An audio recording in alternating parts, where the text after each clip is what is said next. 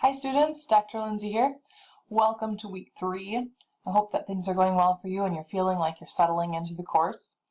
A couple things. Alright, so in our discussion this week, so if you've already looked at your discussion from last week, some of you are still losing points for your resources, either the lack of sources or your APA format. I'm going to show you quickly where to go for that, because it not only affected the discussions this week, but it also is affecting your grades on your written assignments or your case studies. When you hit the resources at the top of the page, there's an APA guide right here in the middle of the library section. If you haven't already bookmarked this, bookmark it. You're going to need it. For references, there's a drop-down menu. Most of you are using websites, so I'll use that as an example. I'm sure you've seen this already because I think I had it in the last 2 videos. But here is the website with an author format. If you've not used this, you need to use it, and not just for this class, for every class. So make sure you're looking into this. There are other options too if you're using articles, books, course materials. A lot of you in your case studies said that you cited stuff from the course. If you're going to do that, click on course materials and it'll tell you exactly how to do it. If it's a textbook, a handout, PowerPoints. A lot of people use PowerPoints as a source for those case study questions. Use this format so you avoid losing any points in the future. Alright, but for now, let's go back to our course. We're in ANP2. There we go. In Module 3, you are introduced to the second case study. The second case study is, I don't want to call it difficult, but it's, oh, I clicked on the wrong thing. Of course I did. It's not more difficult than the last one, but it might be a little more time consuming, and I wanted to warn you about that. So if you spent a lot of time on that first case study, make sure you're allowing at least as much for this case study. Here's our intro. And I gotta scroll. Okay, so the first document. We're looking at cardiovascular and immune/lymphatic systems. So we're looking at a lot of stuff in this one case study document. The first one is about children who are playing in the heat. All right, and this is a real story. So in 1985, we're talking about these kids who are there playing outside. It's pretty hot. Fairly short, fairly simple. I'll let you take care of that. Part 2 is a football game, so make sure you're paying attention to the weather here as well. It looks like he may have had some issues with the weather, but also keep in mind just teenagers in general as you're looking through this case study. So what may they be telling the truth about? What might they be hiding from a parent or a doctor? What else should we consider about his situation here? All right, looking through part 3.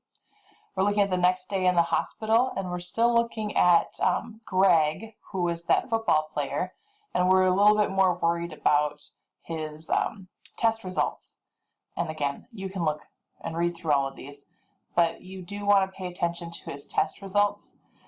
I would not spend too much time worrying about the blood through the skin. Oops, there you go. Blood through the skin. Not necessarily a huge issue. Pay attention to the numbers, I guess, but don't spend too much time focusing directly on those things. What you will want to be aware of is his heart rate. The ECG was normal, which is good, but blood pressure and heart rate are 2 things that we want to be looking at specifically there. All right, keep going. We're still talking about Greg in part 4 and part 5. All the way to the end. We're still talking about Greg in the diagnosis section at the bottom. Lots and lots of specific information here. If you get caught up in this, or if you feel like there's too much going on to explain, or you just feel like you are way too in the weeds, please let me know. I'd rather help you through the questions than have you struggle for hours on end. So let's take a look at those questions right now.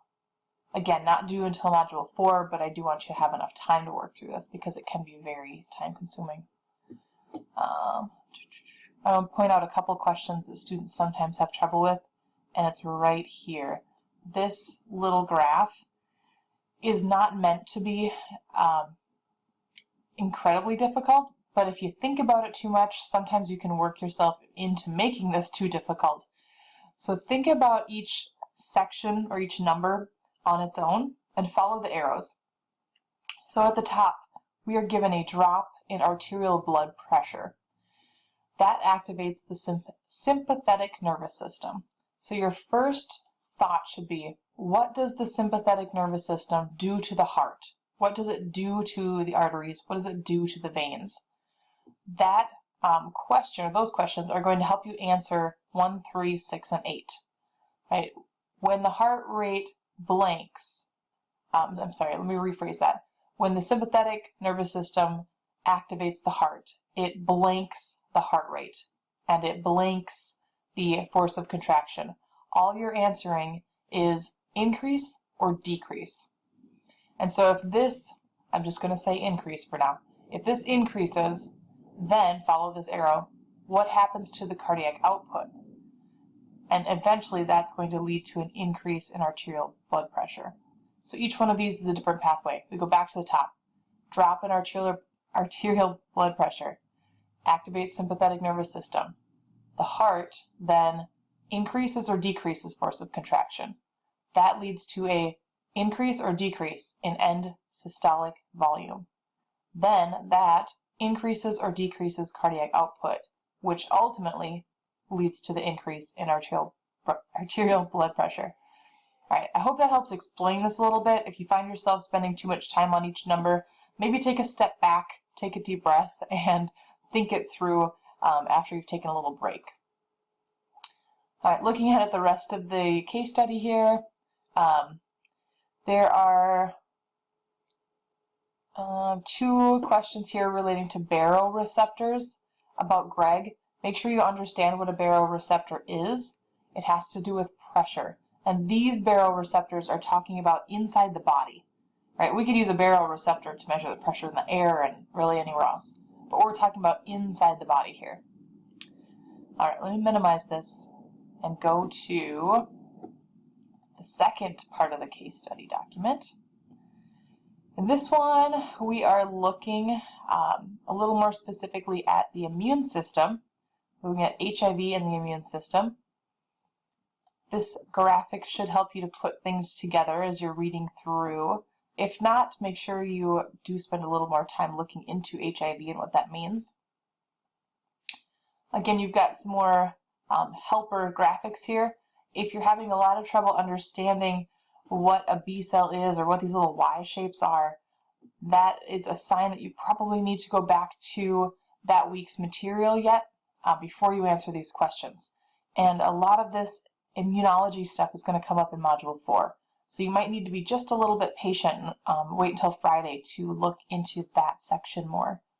And I think I'll leave the rest of this until my Module 4 video. So just take a look ahead. Feel free to work ahead if you want to. But some of this information really isn't going to make sense yet because we haven't covered the immune system yet. And in Module 4, we will do that. So hang tight. Start working on Module 3. I think it's a good idea to have the Module 3 of the heart content done at the end of this week. Use that as kind of like a soft goal for yourself. Because if you wait to do the case study until the end of week 4, you're not going to have much of a weekend that weekend. So just be really cautious about how you're using your time this week. All right, I think that's it for this section or this module. If you have questions or you get stuck, please let me know. I'm here to help. I want to help before you feel like you're overwhelmed. For those of you who had questions about how to do better on the quizzes, my suggestions are always PowerPoints are number 1. Use those as your main studying. Number 2, if you can and if you can find the time, schedule a weekly session with a peer tutor. We have lots of resources for that. I'll go back to the resources page here. If you jump into the library page, there are several ways to do that. I think the easiest way to get to tutoring is, right here on the left. I was looking in the wrong spot. Right over here. So if you just go to the main tutoring link, that'll help get you to how to sign up for that. So wrap it up. Use APA for your sources, and if you have questions with quizzes, try to arrange a tutoring session to kind of get yourself all ready for that quiz, because I know it does go really fast, and if you feel like you're not very confident, I think a tutoring session would help you to be more confident. All right, let me know if you have questions. Otherwise, I'll talk to you next week. Thanks.